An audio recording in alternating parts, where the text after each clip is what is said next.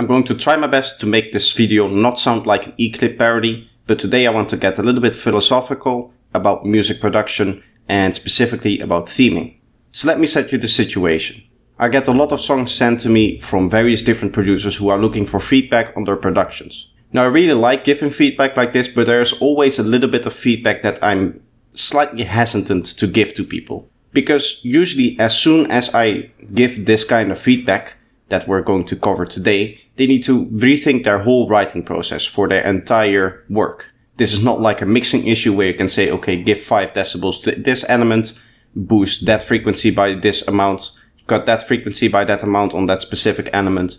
Those are easy implementations. What we're talking about today is going to be a whole new perspective on how you actually produce music. So what am I actually talking about? I'm talking about theming. And today we're going to explore what it actually means for your track to have a strong theme. So without further ado, let's get into the actual tutorial bit of this video. Hello, I quickly wanted to say if you want to support this channel, you can do so by listening to my music on Spotify or Apple Music, or by going to my website and looking at some of my products. There are even free ones that you can download really easily.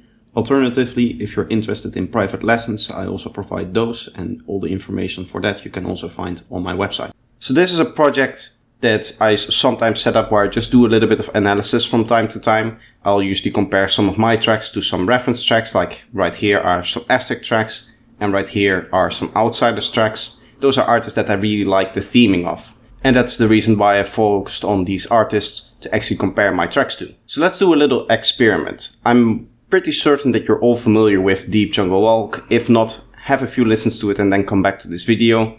But basically, if I place the cursor right here in Deep Walk, you kind of intuitively have a sound in mind that is playing in that part of the track without even listening to it. If you're a fan of Outsiders and you know the strong distortion of time, you probably have the same idea. If I place the cursor right here, what sound is playing there? It's that little distorted arp that we hear going into the first drop. Now those two sounds, the Asterix Deep Jungle Walk, that vocal loop that sits in the intro and carries on into the first drop, as well as that arp that carries on into the first drop, are very good examples of a very strong theme. Not only because they're very memorable and because they are very easy to recognize, you can instantly hear something like that, like the vocal loop, you can hear the specific vowels that are used and the specific way that that piece is sung. Or you can listen to the melody of this distortion of time arp, that intro arp, and you can instantly pick up the actual track that is being played. Now for a lot of tracks, including some of mine, that is not always the case. You cannot go and scrub through the track, start playing it and immediately recognize it as, oh, that's that piece of music. You can, you are the producer of it, you know that piece of music by heart. But the average listener does not have the capability, does not have the understanding of the production to actually distinguish it from any other production. What people will hear when they listen to your track specifically is just a generic sidetrance track most of the time. At least with the tracks that are often sent to me by feedback. Now this isn't a problem per se. If you're just in it to make generic sidetrance, then that's okay. Or if you just want to make a track that is like a filler track, sometimes your track does not have to be memorable. Maybe if you're making an album or you're making an EP, you want the final few tracks to be a little bit less memorable so that you have the hits that you have shine out a little bit more, maybe something like that. There's reasons why people choose to make generic sidetrance. But I don't think it's always intended to be. I do believe that sometimes people just write a song without thinking about what the song is actually about, what the story is that they want to tell. So what I want to do is I want to look through an exercise with you and see if we can actually create a way to write the theme for your track and kind of verify that the theming of your track is good enough or not. Obviously, you can then apply this technique anytime that you want to write a track that has a strong theme. So the exercise is as follows. Pick your track. In this case, I'm going to use this track as an example. And I'm going to create a MIDI track right above it. Or below it, doesn't really matter. But what we're going to do is, first of all, we're going to synchronize this. So I need to set the BPM in a way that this lines up all the way, which it now has. And what we can do is we can look at the different sections, and we don't even need to play it for this. For example, here we have one drop section, which is red, and then we'll have another here. You can copy that over to there. and here it's a little bit longer.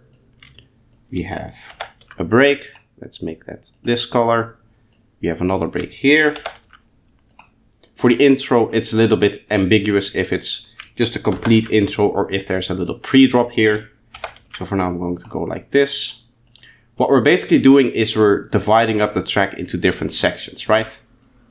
For example, let's have a listen to what this sounds like. Where the boundary actually is of this section.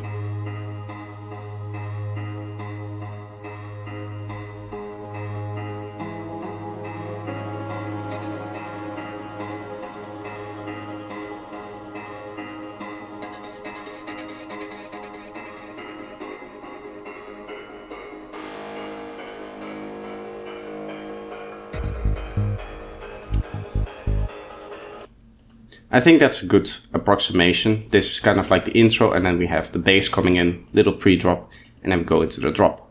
So let's stop here for now just to keep it a little bit simple. Obviously, what you would normally do is you would do this for the entirety of your track. And what you can do now that you have these sections, is you can write down the most significant sound in those sections.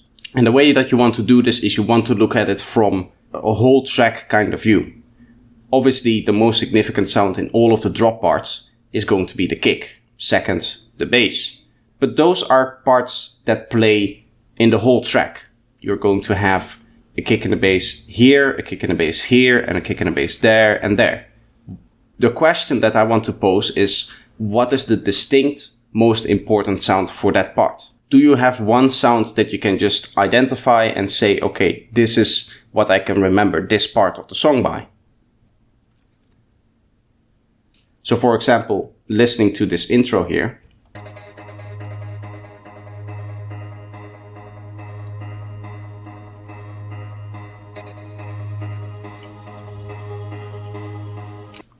we hear a whole bunch of different complex vocal lines on top of each other. We have those short vocal plugs, we have that kind of pumping effect that follows the beat. There's a whole bunch of different vocal pads, all that kind of stuff, and together they kind of create a vocal ambience.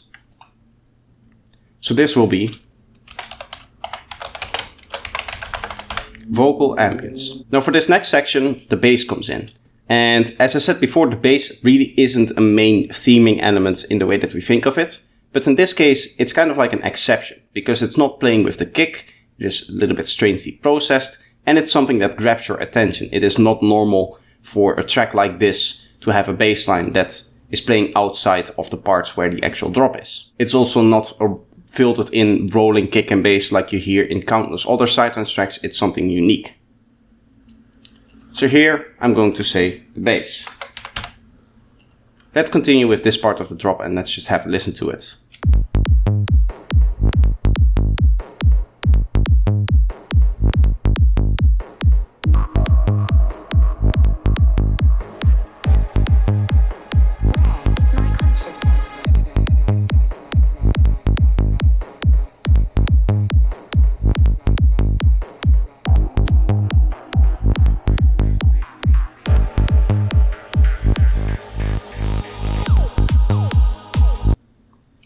Now, for this part of the track, there's not really one element that stands out. Sure, we have this cool vocal here, that is nice. We have this kind of weird squelch coming in every bar, and we have lots of other sounds happening, creating this cool ambience, but there's no theming here.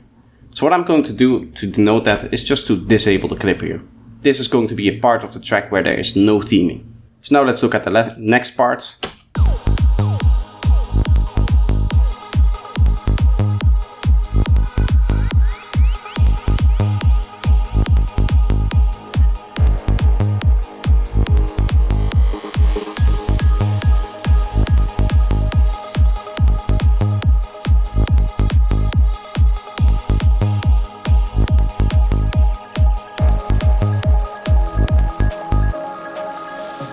So this is already a lot better. Here what we have is we have that underlying vocal pad again. There's a lot of different vocals in here as well, but again the main theming is vocals, and mainly that kind of soft ambient kind of vocal that you hear in a lot of, long pad sounds, choir sounds, stuff like that. So again, vocal ambiences. Next up, let's listen to the pre-drop, which sits between these two sections of drop.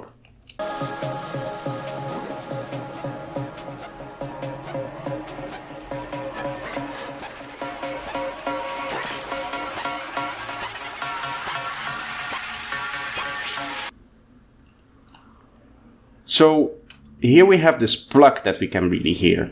And this plug is this element that is coming in, and you can hear it build up, and it might not surprise you to hear that this plug continues in this part of the drop later. So for now, let's say here, plug synth. And you can hear, if I play it here, that it continues in this part of the track.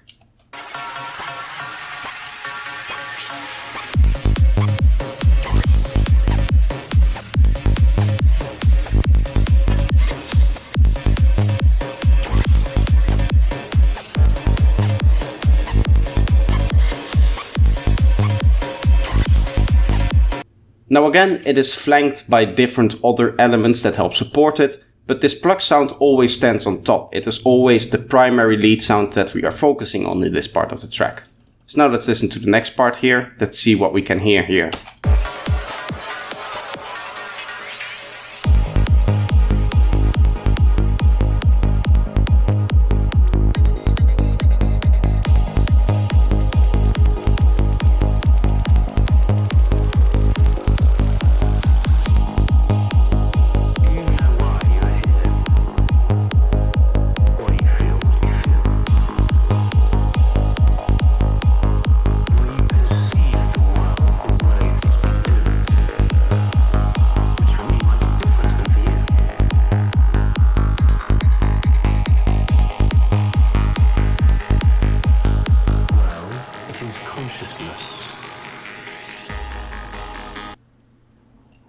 So again, we have a whole bunch of different elements, but there's again one element that really pulls my focus, and that is the spoken vocals. Once I hear that, what I'm trying to do in my mind is to try to understand what is actually being said. This is one of the reasons why vocals are so essential for theming, if you want a well-themed track, is because they grab your attention and actually make you wonder what the track is about, which is in essence what you want to achieve with theming.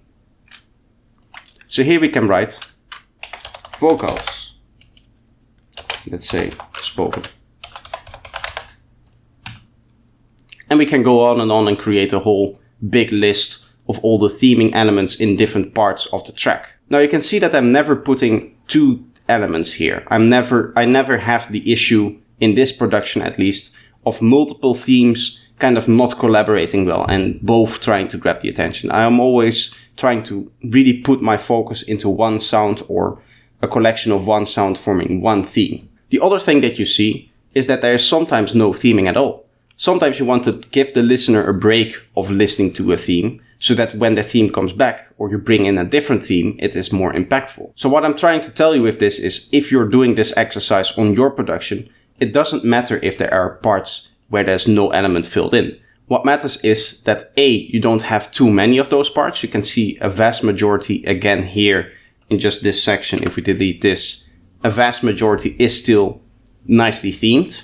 And second, more importantly almost, is there's not really any point in the track where we cannot really identify a theme because there's too many things going on. Theming wise, the problem within this part of the track is that there's not enough for us to go after. There is no theme in this part of the track because there's simply no elements that extend through this whole track. That makes that whole section memorable and allows it to recall us the whole section mentally in your mind and just like replay it in your mind. So this is an exercise that you can do on your own track, but it is also very, very effective to do it on somebody else's track. So within this project, I'm looking at asterisks and outsiders. I can go in here, create my little MIDI clip, and I can start to dissect asterisks Deep Jungle Walk, or I can move it down and dissect Shadows, or I can move it down and dissect Conquistator. Whatever track that I find inspiring and that I want to emulate and that I want to analyze, I can just quickly go through this and do this actual exercise. So I hope with this bit of feedback and this bit of advice on this exercise, I can explain to you why it is so crucial that you have a good theme. Some people still might say, okay, it's not that important. What you want is you want your track to be very danceable and you want your track to, sound very nice, but you need to look at it from a marketing perspective if you want to take your music career seriously. And in order to do that, in order to market your tracks, you need to be able to memorize your tracks and you need to be able to present your tracks as a unique piece of work and not something that sounds like every other Psytrance track in existence. Also, from a producer standpoint, I will just say that it's just more interesting to work on things that haven't already been done before. To actually come up with new ideas, to create new synth sounds that have never been put in a sidetrance track. And that might sound very, very daunting, but it's not, to be honest. Anybody can open up a synth and just start messing around with buttons until they find something. That's how I make music most of the time. I feel like there's sometimes a mindset within different producers who say, well, I don't know how to make those complicated synth sounds, so I will just use the synth sounds that there are already tutorials for on the internet. But the beauty of creativity and the beauty of music production is that you can take that mentality of wanting to create a sound and just apply it a little bit further. You could, for example, look at 2 tutorials. You can go into a serum tutorial and say, okay, I'm going to create a synth tab. I'm going to create that from this tutorial, and then I'm going to go into the effects tab and create that from that other tutorial. And then you already should have a unique sound. It might not sound the most unique because you still copied 2 tutorials and maybe the effects part is not doing very much or something like that. But you can at least start to experiment that way and come up with new ideas and new sounds on your own. Now, if you do this often enough, what you will find is that there's some point in every production where the theme just kind of takes over. And you have this idea for a track, you have this whole creation, you have maybe an overarching theme, you maybe have a few different smaller themes that you want to put within that theme. Maybe you have an idea for one type of bass line for one drop and a different type of bass line for a different drop, and you want to see if you can kind of bridge those 2 ideas in a cool way. All those little details, they kind of come on their own once you have the actual overarching theme of your track. So what I've found with this kind of way of thinking of music is that production becomes a lot easier because you know where you want to go. You can of course still be creative within the production that you're writing, but you already kind of have a mindset of where you want to bring the track. Maybe you already have a structure planned out, maybe you have already in the broad lines an idea of where you want to take the story, maybe you want to actually tell a story through vocals or something like that. Maybe you want to go even more complex and you want to try storytelling through different synths or through different melodies. Maybe you start off with a happy melody, then it becomes a little bit more of a sad sounding track, and then towards the end it goes back up to happiness. Something like that where you tamper with emotions through melody or something like that is an excellent way of writing music because it's actually trying to convey a feeling within a person. So that was what this video was about. I just kind of wanted to ramble about different mindsets about production. And I feel like it's a topic that is often kind of overlooked and not covered as much because it's not very interesting in a tutorial form. I cannot whip open a serum and show you how to set the buttons to get creativity. I can do that for an asset lead, but not for a whole track, not for a whole idea. But hopefully I was capable of showing the importance of theming, talking a little bit about how you would improve it, but maybe just starting this discussion and hopefully seeing people write more unique sounds and more unique tracks in the future. So that's going to be it for me today. I hope you enjoyed this little bit of a different video. If you want more kind of like philosophical deep dives in the actual philosophy behind music production and the actual mindset behind music production, or just more in general discussion videos like this where I spend a lot more time talking about principles and ideas rather than showing you specific techniques, then obviously I'm willing to do that. You just have to leave a comment down below, maybe clarifying exactly what you want me to cover. If you enjoyed this video in general and you want to show me that so that I can make more again, I take your feedback very seriously and I use the like button to kind of see how people respond to videos. So if you enjoyed it, leave a like. If you're new here and you want to see more of my content, then consider subscribing. Also, if you want to be notified by YouTube, you can hit the little bell icon and then YouTube will send you a message anytime I upload. So that's going to be it for me. I hope you enjoyed and I hope to see you in the next one. Bye bye.